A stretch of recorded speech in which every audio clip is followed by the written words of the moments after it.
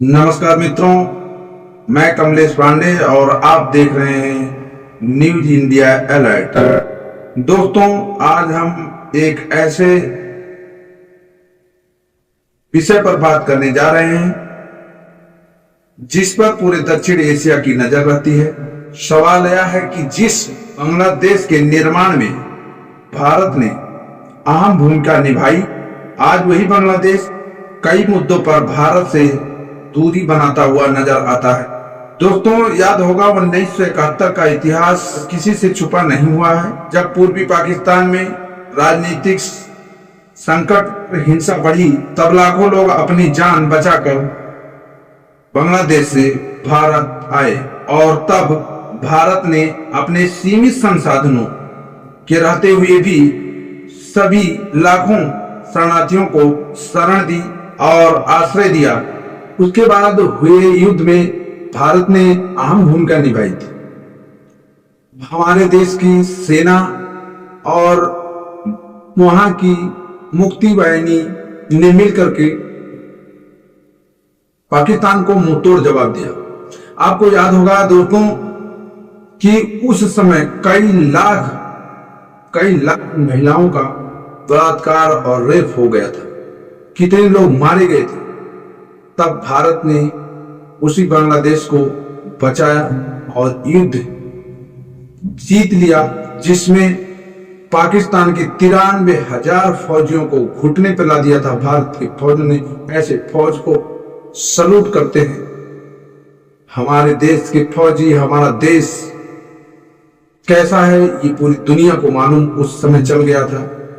93,000 फौजी घुटने पे आ गए थे उसी पाकिस्तान के, और तब जाकर के भारत के पोते यानी अर्थात बांग्लादेश का जन्म हुआ और बांग्लादेश एक स्वतंत्र राष्ट्र के रूप में दुनिया के नक्शे पर उभर करके आया। इतिहास के इस अध्याय को देखते हुए कई भारतीयों के मन में यह सवाल उठता है कि क्या बांग्लादेश भारत के उन योगदान को भूल गया है और भारत के योगदान का पर्याप्त महत्व देता है। दूसरी ओर देखा जाए तो बांग्लादेश एक स्वतंत्र और संप्रभु देश है। उसकी सरकार अपने राष्ट्रीय हितों के आधार पर विदेश नीति तय करती है।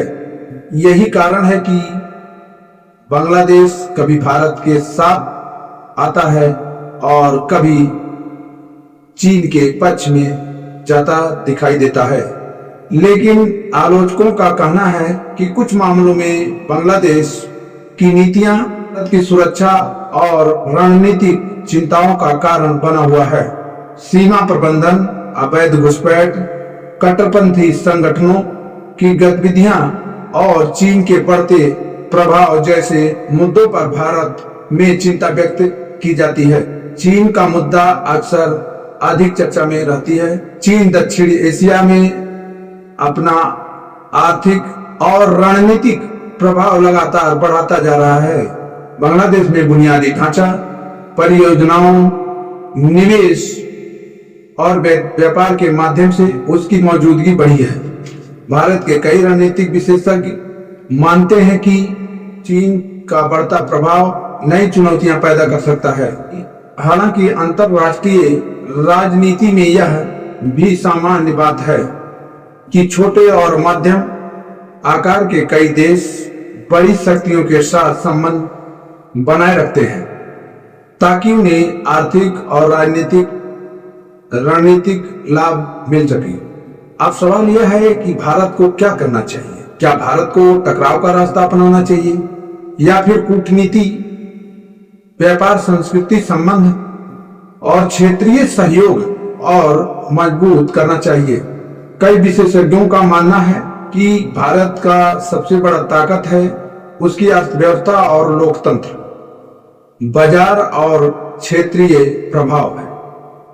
इसीलिए भारत को अपने रणनीतिक स्थिति को मजबूत रखते हुए संवाद और सहयोग का रास्ता जारी रखना चाहिए।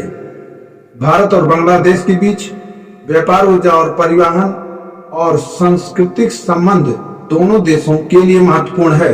इसीलिए मतभेद होने के बावजूद भी बातचीत का रास्ता खुला रखना चाहिए। बातचीत के दरवाजे खुले रखने से दोनों देशों के हित में माना जाता है, लेकिन साथ में भारत को अपने राष्ट्र हित में सीमा सुरक्षा और क्षेत्रीय रणनीति पर भी पूरी मजबूती से काम करना होगा। मित्रता और राष्ट्रीय हित दोनों के बीच संतुलन बनाना ही किसी भी विदेश नीति का पहचान होता है। दोस्तों, अब बड़ा सवाल आपसे, क्या बांग्लादेश और भारत के रिश्ते आने वाले वर्षों में और मजबूत होंगे या क्षेत्रीय राजनीति उन्हें एक अलग दिशा में ले जाएगी? अपनी राय कमेंट में जरूर बताएं। मैं Kamlesh Pandey, India alert news से नमस्कार। जय हिंद, जय भारत।